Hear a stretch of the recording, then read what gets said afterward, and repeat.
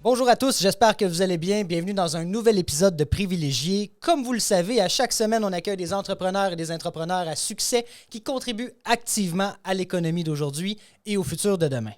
Cette semaine, on retrouve quelqu'un, un fan du numérique comme moi, qui m'a déjà invité chez eux. Et aujourd'hui, on l'invite chez nous. Max Trudel, comment ça va? Ça va très bien, merci de l'invitation. Ça fait plaisir, ça fait plaisir. Puis en fait, on s'est rencontrés il y a quelques mois dans ton show cette fois. Bienvenue chez nous, c'était inévitable qu'on allait se retrouver. Ben regarde, faut se relancer un petit peu l'appareil comme ça fait du bien de ne pas être dans le siège de l'animateur cette fois-ci. Ça va faire différent, comme on dit. Dis-moi, Max, moi je te connais. Hein, on se connaît depuis quelques mois, comme on l'a dit tantôt, mais je pense que les gens qui nous écoutent, l'auditoire de Privilégiés ne te connaissent pas. Parle-nous un peu de ton parcours entrepreneurial. Ça commence où toute cette histoire-là? Je pourrais même pas te dire ça commence où. Ça commence avec des opportunités que j'ai décidé de saisir, puis c'est un peu ça pour moi, l'entrepreneuriat, c'est un peu ça mon parcours, de dire oui et de voir où ça va m'amener. Donc, j'ai fait beaucoup de consultations, j'ai été dans des agences de numérique, un peu comme ton père maintenant, mais version d'il y a 10 ans, avant de faire beaucoup de consultations, tout ça, et de me retrouver aujourd'hui dans une entreprise de SaaS, donc Software as a Service, qui s'appelle Voilà, qui est en transformation numérique, gestion des horaires de la main-d'œuvre des entreprises. Donc, un chemin qui a passé par beaucoup de places pour arriver là. Excellent. Puis comme tu le sais, le sujet du jour, c'est la transformation numérique, surtout post-pandémie. Je pense qu'on l'a accéléré. Mais avant de sauter dans le vif du sujet, dis-moi, ton parcours est très large. Ton projet actuel, c'est Voilà. Combien d'employés composent tes équipes, Max, présentement? On est une vingtaine d'employés en ce moment chez Voilà. Depuis, wow, on était 4 en 2019 et on a grandi avec notre clientèle, avec l'entreprise, avec le produit. Et une vingtaine aujourd'hui. Et c'est appelé à grandir. On est en recrutement constant avec les défis que ça impose, évidemment. Clair. Mais j'espère que si on se reparle dans 2 ans, on va être 40, 50, 100. Pourquoi pas? C'est malade mental, sérieusement. Félicitations. Puis ça a commencé quand, cette histoire-là de Voilà? Bien, ça a commencé en 2016, en fait. Moi, je suis un gars... L'entrepreneuriat, pour moi, c'est des relations humaines, avant toute chose. Donc, j'ai rencontré un autre entrepreneur, Martin Ouellette, en 2015-2014. Il était à faire des studios de yoga avec sa conjointe. Je l'ai aidé dans son branding à l'époque et autres projets. Et on s'est toujours gardé au courant de nos projets. On a parti un petit peu. Lui avait une idée. Il voulait gérer ses équipes de hockey. Donc, qui est présent, qui est absent. On a parti un petit projet on the side. Et de nos backgrounds, moi en transformation numérique, lui en création de logiciels. Il avait fondé Taléo, pour ceux qui connaissent ça à l'époque. Donc, quand même un beau succès entrepreneurial. Bon, on savait que cette petite application-là allait finir en mode RH, en mode entreprise, à un point si ça avait du succès. Et on a vu les entreprises l'utiliser, donc gérer leur remplacement, leurs employés, tout ça, au lieu de leur équipe de soccer, de hockey, name it. Et finalement, on a dit, regarde, on change le logo, on met ça en marché pour les entreprises et on y va all-in. Et une ronde de financement plus tard, une application, on gère tout ce qui est de l'embauche de l'employé jusqu'à sa paye dans Voilà à l'échelle de l'Amérique du Nord. Tabarouette! Combien de clients on a là-dedans depuis 2016? Ça fait longtemps que je n'ai pas regardé, mais on a quelques centaines de clients. Nous, on est dans la moyenne entreprise. Fait que c'est sûr que le nombre de clients est peut-être moins impressionnant, mais client moyen de peut-être 400 employés. Donc, il y a du monde qui se demande quand est-ce qu'ils travaillent cette semaine, ouvrent leur Voilà et voilà, tu as ton horaire. Et voilà. On a l'air de faire de la pub, mais on revient dans ton parcours entrepreneurial. Dis-moi, Max, ta vision sur 3 ans du numérique, de la transformation numérique du Québec, toi étant un expert, et on a vraiment survolé son parcours, mais un expert en marketing, numérisation d'entreprise, programmation, tu as un parcours d'expert en stratégie numérique. Dis-moi, c'est quoi, selon toi, les 3 dernières années ou les 3 prochaines? Les 3 prochaines. Passons, on s'en fout. Hein? On passe à l'action, on avance. Mais je pense que les 3 prochaines, c'est de continuer. T'sais, j'étais avec un incubateur il y a quelques heures, minutes, whatever. Ça va vite, ta semaine? Éventuellement. Effectivement. Puis, mais je pense que c'est ça. Ça va être de continuer d'automatiser, mais d'essayer de garder, puis là, c'est sûr, je suis en RH, là, mais de continuer de garder la notion humaine à travers ça. Donc là, on est passé vraiment à un mode complètement déconnecté où on se parle juste à travers un écran. Mais comment est-ce qu'on peut ramener cette relation-là, oui, à travers l'écran, en enlevant toutes les tâches récurrentes, en enlevant tout le clérical? Ça, on peut l'automatiser, mais en gardant vraiment l'humain au cœur de nos entreprises, finalement. OK. J'aime ça. J'adore cette vision. Écoute, Max, comme tu le sais, on est à privilégier présentement. Et c'est le moment des 3P. Est-ce que tu sais c'est quoi les 3P? Ah ben là, je m'en souviens vaguement de tes précédents épisodes. Partons avec ça. J'ai quelques questions pour toi. Le mot privilégié, en fait, pour moi, pour toi, veut dire totalement des choses différentes, j'imagine, du moins. Et je me demande, pour toi, le mot privilégié, ça veut dire quoi? Mais là, aujourd'hui, j'ai le goût de te dire une définition, je pense, différente d'il y a quelques semaines. Nouvellement papa, je pense que d'être privilégié. Félicitations! Merci beaucoup. Mais d'être privilégié, je pense, c'est d'avoir cette petite puce-là à la maison, en santé, puis de me dire que je vais être capable de lui offrir des conditions pour créer finalement son propre privilège, tu sais, la vie à l'image de ce qu'elle veut en faire. Donc ça, c'est ma définition d'aujourd'hui, je te dirais, là, qui a légèrement changé. Il y a une semaine, veux pas, je t'aurais dit à peu près l'autre côté de la médaille, tu sais, c'est d'avoir eu la chance de foncer dans les opportunités qui se présentaient à moi sans me demander est-ce que je vais être capable de mettre du pain sur la table? Est-ce que je vais être capable de faire ça? Tu sais, d'être capable de foncer en me disant, regarde, arrivera ce qui arrivera. Et ça a été relativement, ça n'a pas tout été des succès, là, mais ça a été positif globalement. Tu sais, même les choses qui n'ont pas été des succès n'ont pas été des échecs cuisants, ont été des beaux apprentissages où j'ai réussi à en sortir quelque chose de positif. Puis je pense que de foncer comme ça, puis d'avoir cette chance-là, ça a été mon privilège à travers tout ça. Un petit peu de chance, un petit peu de contexte et beaucoup d'action. J'irais plus loin que la chance. Je crois que les entrepreneurs / les privilégiés, parce que ce n'est pas que des entrepreneurs, ont fait des actions qui leur ont permis de forger leur vie d'aujourd'hui. Tu sais, au final, quelqu'un qui veut absolument atteindre un certain rôle dans une entreprise, qui veut contribuer à une mission d'entreprise, c'est tout aussi important que l'entrepreneuriat de mon côté, de mon point de vue, mais va engendrer des actions qui vont lui permettre d'y arriver. Et comme tu le sais, Max, parce que à ce qui paraît, tu aurais écouté les épisodes précédents, je choisis soigneusement mes cadres pour chacun de mes invités.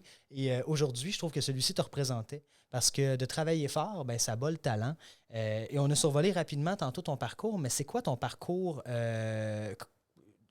scolaire? Qu'est-ce que tu as fait pour te rendre où est-ce que tu es aujourd'hui au niveau scolaire? En fait, mon parcours scolaire, moi j'ai un baccalauréat en communication marketing.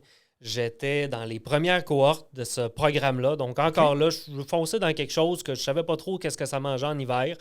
Et j'ai fait par la suite il y avait une maîtrise qui allait avec, que je n'ai pas fait, dans laquelle j'enseigne maintenant.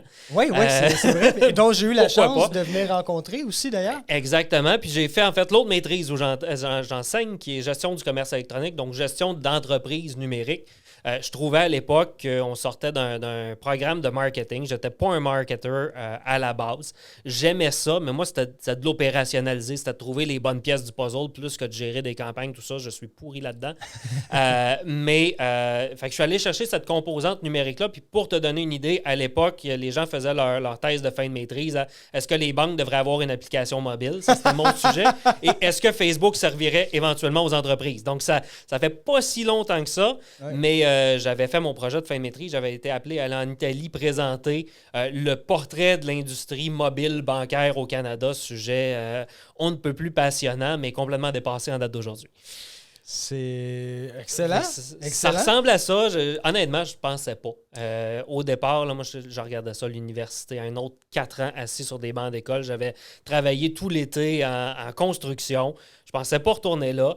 Et j'ai eu la possibilité, après quelques années de bac, de lancer une entreprise à travers ce parcours-là. Et c'est ce qui m'a gardé sur les bancs d'école.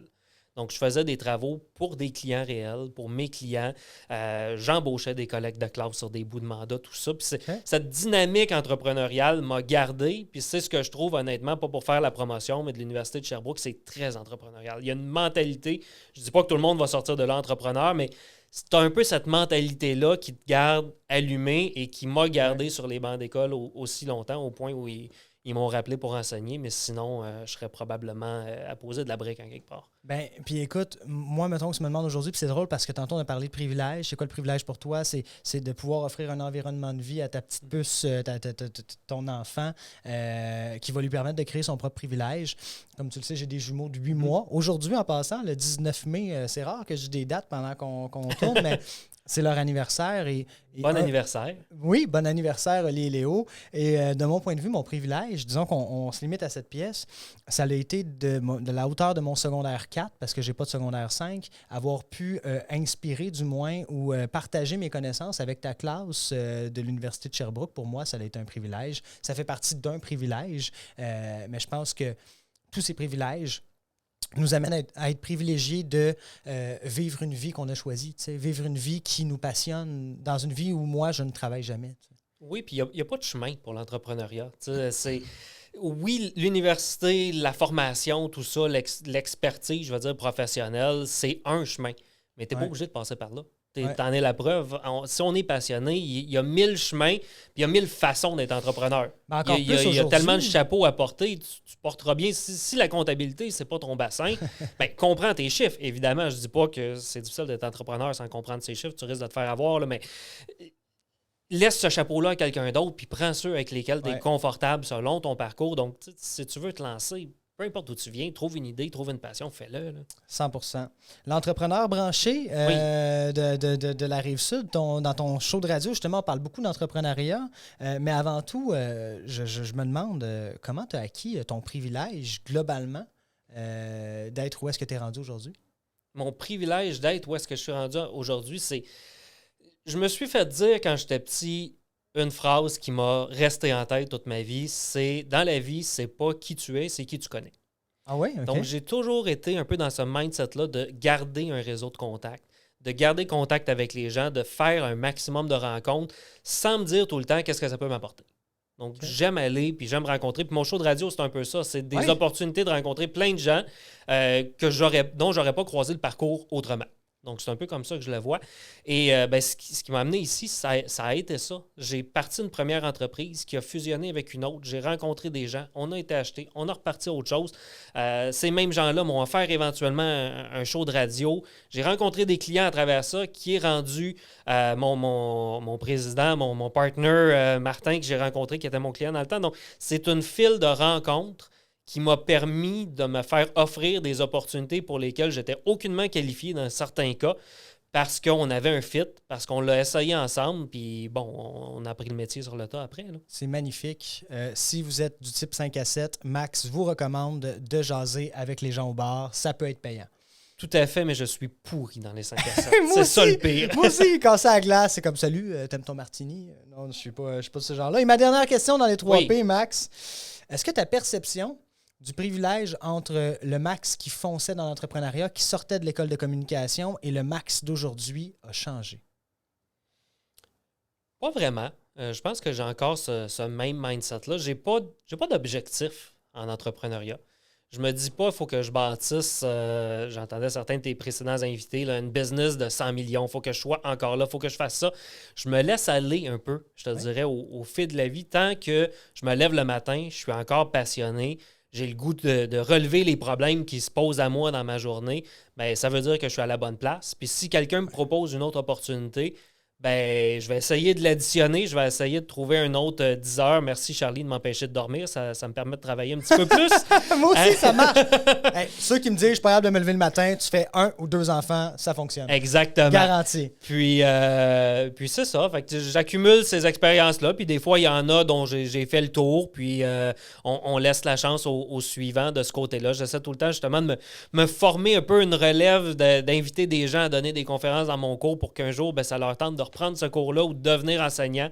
Et ce sera la même chose dans les entreprises. Ça a été ça par le passé. Puis non, je pense que le privilège, c'est ça, c'est de pouvoir aussi se laisser aller, de pouvoir dire, ben, regarde, s'il y a une autre opportunité, je vais être capable de sauter sur celle-ci et de laisser aller ce que j'avais avant, pas être pris là-dedans parce que, bon, la paye, l'hypothèque, le ci, le ça.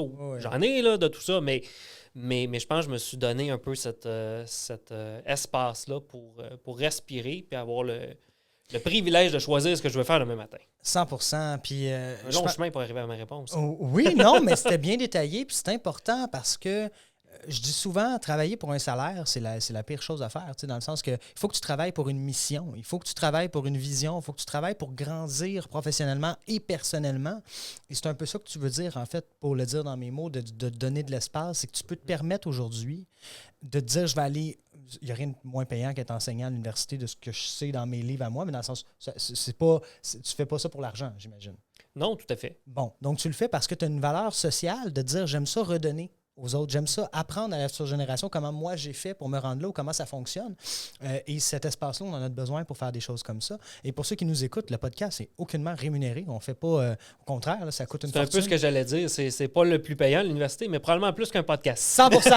100%! Tu sais, il y a le salaire là, derrière la vitre et tout l'équipement qui vient avec. Donc, on le fait. Puis oui, clairement, c'est plus payant à l'université parce que c'est dans un système. Quand tu te fais un podcast, c'est parce que tu te dis on le fait puis on fonce. Mais c'est un peu le même principe, puis je trouve ça cool que tu aies cette valeur sociale-là. Et honnêtement, tu lances l'invitation dans les airs de dire « je veux que quelqu'un d'autre me suive ». C'est mon rêve, moi, en passant, Max, de devenir professeur à l'université. Bon, mais peut-être que je pourrais te recommander quand mes heures vont être limitées puis que je vais devoir laisser aller un de mes cours. Je suis sûr que tu serais très bon. Université de Sherbrooke, j'attends l'invitation. C'est un petit peu plus compliqué. Ouais. Sujet du jour, oui. On parle de numérisation d'entreprise, surtout post-pandémie. Évidemment, la pandémie nous a forcés à être en mode visioconférence. Les cours étaient en visioconférence. L'organisation doit être numérique. Dis-moi, on a parlé de ta vision avec Voilà. Voilà gère les horaires de façon numérique, mais permet aussi de faire les payes de façon numérique, directement intégrées, j'imagine, dans les systèmes ADP. En fait, on arrête à la paye. Nous, on prend les heures qui ont été travaillées avec les dollars, tout ça, et on transfère ça vers, là, je ne les nommerai pas tous, mais les logiciels de paye qui sont déjà implantés, utilisés chez nos clients, qu'on ne délogera pas non plus. C'est pas le point. Nous, c'est de venir compléter, s'assurer que l'information est transférée automatiquement et qu'il n'y a pas de manipulation. Tu sais, quand je dis enlever le clérical, là, on ne veut pas que les gens aient à prendre les chiffres de notre côté puis les retaper à la main. Ça, c'est un salaire qui ne sert absolument à rien et c'est une personne qui pourrait avoir un job clairement plus motivant. 100%. Quand on parle de pénurie de main-d'œuvre, là, pour avoir mon avis sur le sujet, du moins, je crois pas qu'on manque de main-d'œuvre. Je crois qu'on manque de main-d'œuvre qualifiée. Et par qualifiée, ce que je veux dire, c'est on a besoin de gens qui veulent travailler, qui sont motivés à le faire. Fait que faire du copier-coller dans Excel... On manque de main-d'œuvre. C'est pas une question de qualification, c'est une question de valeur ajoutée. Ouais. Et la personne qui entre ces données-là dans une entreprise, fais-moi pas croire qu'elle est passionnée par sa job. Si elle l'est, c'est parce qu'elle s'est faite à l'idée, tout ça, mais dans le sens où mon but, c'est pas de couper ou de créer de l'emploi, c'est de prendre ces gens-là puis de leur donner une carrière passionnante puis de leur permettre de générer de la valeur dans l'entreprise au-delà de copier-coller dans Excel. Là. J'en ai fait des stages là, où je faisais ça puis ça a été utile à quelqu'un à un moment donné, mais on est capable de le faire. Là. Il y a des logiciels qui font ça, de Zapier, name it. Là. Il y a plein de patentes pour automatiser ça. Puis notre pénurie de main-d'œuvre, elle va passer par là. Quand un gouvernement me dit « je vais créer des emplois », wow, minute, on ne créera pas des emplois pour créer des emplois. Moi aussi, je peux faire ça. Là. Je peux décider que demain matin, je me crée un besoin, j'embauche quelqu'un pour le faire. Je pourrais avoir un robot qui lave les planchers à la place. Là. Donc, créons des emplois pertinents qui amènent la société ailleurs. Et comme tu le sais, à Privilégier, notre objectif, c'est d'inspirer l'actuelle et future génération de privilégiés en englobant tout le monde qui contribue activement à l'économie. Je crois que Voilà le fait. Je crois que tu le fais comme expert numérique. Tu le fais aussi d'une valeur sociale avec l'école, la radio, les différentes tribunes que tu animes. Mais dis-moi... j'ai envie de t'entendre sur le sujet, Max, parce que d'habitude, c'est moi qui parle de numérique. Mais que recommandes-tu aux gens qui veulent soit se partir en affaires ou qui font partie d'une organisation? Comment on devrait bien s'outiller aujourd'hui au niveau du numérique? C'est quoi le début, mettons? C'est quoi le début? Tout dépend de ton milieu, là, je te dirais. Ça peut beaucoup varier, mais c'est de te dire, avant... Je ne veux pas dire avant d'embaucher quelqu'un, mais avant de créer un processus, avant de prendre une tâche que tu fais à tous les jours, puis te dire, je vais mettre quelqu'un, je vais le faire de telle façon, fais juste aller sur Google, puis dis comment faire telle affaire. C'est sûr qu'il y a un logiciel qui va te passer une pub, peut-être toi qui vas l'avoir créé d'ailleurs, Ouais. mais qui va te dire, ben regarde, nous, on automatise ça coûte 22,50 par mois et ça va tout le temps être fait pareil. Il n'y a pas de risque d'erreur. Puis tu vas avoir quelqu'un qui va avoir beaucoup plus de fun dans sa job à créer de la valeur. Donc, regardez ce qui se fait. Il y a toujours quelque chose qui permet d'automatiser, peu importe quelle tâche répétitive vous êtes en train de faire, que vous fassiez de la job de bureau, de la facturation, de la gestion de la main-d'œuvre, de l'embauche d'employés, peu importe, il y a un logiciel qui existe. Il y en a probablement même plus qu'un. Donc après ça, c'est de les essayer, c'est de magasiner, puis c'est de les implanter. Ben, puis nous, en fait, à l'agence MacMedia, c'est ce qu'on offre. Je le sais que dans ton passé, tu l'as fait, mais on fait de l'accompagnement, mais aussi de l'implantation. C'est-à-dire qu'on fait la stratégie de numérisation. Comme tu le sais, on est une agence en numérisation d'entreprise, mais on fait aussi l'exécution, l'application pour le client. Et c'est drôle que tu parles de Google parce qu'il y a quelqu'un derrière la vitre qui me regarde et qui me fait des yeux, mais dans le sens, le Google facile, là, est dans notre manuel des employés. Si tu viens me demander comment faire de quoi, puis tu ne l'as pas googlé, on parlait tantôt de scolarité. C'est pas parce que j'ai pas de scolarité traditionnelle que j'en ai pas. On est à l'ère de l'information. Tout est disponible. Tu peux devenir littéralement avocat demain matin en googlant comment le devenir.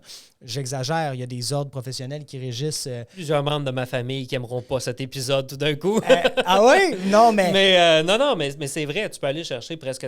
Tu n'auras pas le titre, là, mais tu peux aller chercher les connaissances. Une grande connaissance. Puis allons-y un petit peu plus. Je t'allais exagérer parce que j'aime bien les caricatures, mais la réalité, tu peux devenir programmeur, tu peux devenir vidéaste, tu peux devenir animateur radio en googlant comment le devenir. Tu peux devenir podcasteur, je vous le garantis, je l'ai fait avant de partir le podcast. Fait que, puis j'ai beaucoup de connaissances, honnêtement, qui étaient dans divers domaines avant la pandémie, qui sont devenus justement programmeurs. Ils ne sont pas allés suivre un cours à l'université, au cégep, peu importe. Ils sont allés sur peu Udemy, importe quel site, Udemy et compagnie, puis ils sont formés, puis ils ont des jobs dans des multinationales maintenant comme programmeurs et ils ont doublé leur salaire. Donc, ça se fait dans beaucoup de domaines. Là. 100%. Donc, et le mot-clé là-dedans, les amis, c'est... Google. Passe à l'action. Ah, OK. Google it, passe à l'action. Non, c'est bon, c'est excellent. Donc, si, mettons, il va dans un plan plus large pour conseiller aux PME du Québec, mais aussi aux gens qui en font partie, parce que c'est grâce à eux que l'économie existe et continue d'avancer. Disons qu'on leur nomme différents outils. Limitons-nous à 5-6 outils essentiels pour être une entreprise numériquement adéquate. Évidemment, il y a les feuilles de temps. Là. Moi, les gens qui me disent qu'ils ont un punch papier avec un pad, c'est fini. Là. On s'entend que... si c'était trop fini, j'aurais plus d'opportunités. On est mais d'accord. On continue de les remplacer. On est d'accord, mais tu sais, la réalité, pour te donner un petit synopsis sur ma vie, Max, il y a 9 ans quand j'ai commencé en affaires, puis il y a 4 ans, même 3 ans à l'agence MacMedia, je cognais à des portes, il fallait que je leur explique pourquoi ils devaient avoir un site web. Je crois que la pandémie nous a amené à comprendre le besoin, mais le plus-value du numérique. Et maintenant, quand quelqu'un vient chez nous, c'est pas parce qu'il veut se faire convaincre de pourquoi il veut un site web, il le veut demain, puis on a juste à lui expliquer notre méthode, c'est plus que ça, mais notre méthodologie, ce qu'il cherche, c'est un partenaire d'affaires, tu sais. Et c'est pour ça que chez nous, il n'y a pas de clients, il n'y a que des partenaires de croissance. Donc, dans cette optique, voilà encore des opportunités. Mais j'ose imaginer que les gens, j'espère que ta clientèle... Tu n'as plus à démontrer pourquoi un logiciel serait nécessaire dans une entreprise. Voilà. Ça, je pense que ça, on a fait le tour. Tu peux peut-être convaincre du besoin immédiat de faire l'effort de transformation. Il y a de la formation, il y a des habitudes à changer. Ça, c'est sûr que ça demande de l'énergie. Ouais. Donc, ça, oui, c'est de le prioriser plus qu'autre chose.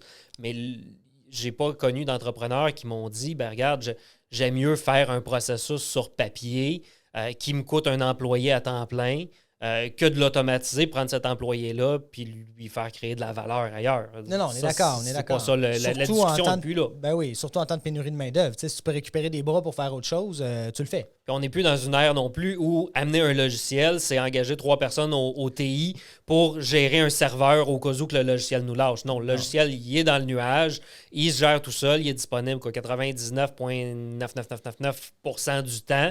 S'il lâche, tu as ton équipe qui va le réparer. Et c'est pour ces raisons qu'on paye des frais de licence. T'sais. Puis moi, honnêtement, l'agence MacMedia ne pourrait pas vivre sans certains partenaires clés qui nous fournissent des logiciels, dont HubSpot, par exemple, qui est selon moi un des meilleurs CRM dans le marché. Qu'on utilise également. Puis, voilà. Si je regarde mes frais de licence, ma comptable me dit tout le temps comment ça se fait qu'on dépense X milliers de dollars par mois en logiciel quelconque. On a-tu besoin de tout ça? Je lui réponds, ben regarde, prends chacun de ces logiciels-là, considère que sinon, c'est un salaire. C'est ça. Et c'est pas si cher que ça payé. 100%. Puis j'ai changé de comptable à cause de ça, Max. Parce que les frais logiciels... On est bien servi. Non, mais blague à part, les frais de logiciel, c'est très important dans une entreprise aujourd'hui. Et j'invite chacune des personnes qui nous écoutent à reconsidérer le frais logiciel. Ce n'est pas une dépense. C'est le cœur d'une entreprise aujourd'hui. C'est le sang. C'est ce qui permet à une entreprise d'avancer, mais de façon fluide surtout. Et c'est un investissement au final. Ce n'est pas une dépense de payer, et je vais vous dire mes chiffres, je paye 34 000 d'UpSpot par année. Ça, c'est après même les commissions qu'ils nous donnent. C'est un bon chiffre, là. C'est quand même non négligeable. Non, c'est un bon contrat. Sauf, ben oui, sauf que pour moi, c'est ma meilleure dépense. Puis je vais te citer un de mes autres.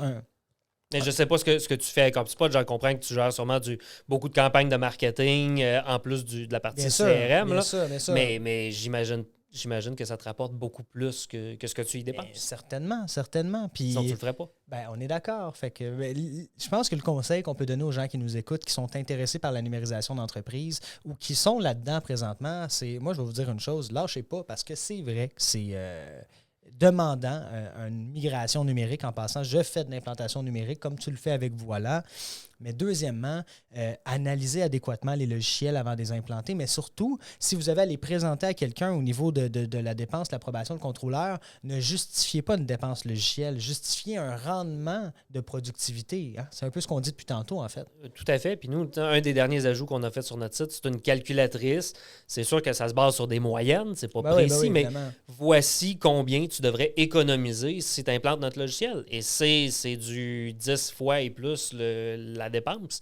Donc, à ce moment-là, ça change la conversation. Puis c'est comme ça, je parle de mon logiciel, mais tous les logiciels, en quelque part, amènent un retour sur investissement. Est-ce que c'est du temps qu'on économise, donc du salaire? Est-ce que c'est vraiment des frais?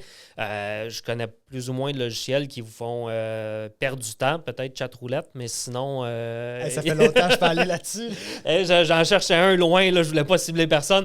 Mais non, c'est sûr qu'un logiciel de productivité va vous faire gagner temps et argent. Il suffit de trouver le bon, mais parlez aux gens autour de vous. Parlez aux incubateurs aussi. Si vous êtes en début de processus, ben, il y a des centres d'expertise qui peuvent vous en proposer, qui les connaissent tous et qui vont vous aider à sélectionner le meilleur logiciel pour vous.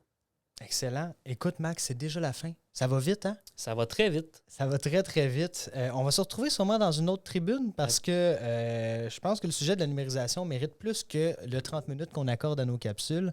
J'en parle des heures et des heures à longueur de journée, puis j'en mangerai là, pour déjeuner. Mais j'ai 2 dernières questions pour toi, Max. Vas-y. Mes cartons me disent, je les assume. Ils sont beaux, hein? S'il y avait une chose que tu changerais dans ta vie, ça serait quoi? Je le sais pas, honnêtement. Comme je te dis, je saute sur les opportunités qui me sont présentées et je me donne la liberté de laisser aller quand ces opportunités-là ne me passionnent plus, ce qui est quand même relativement rare.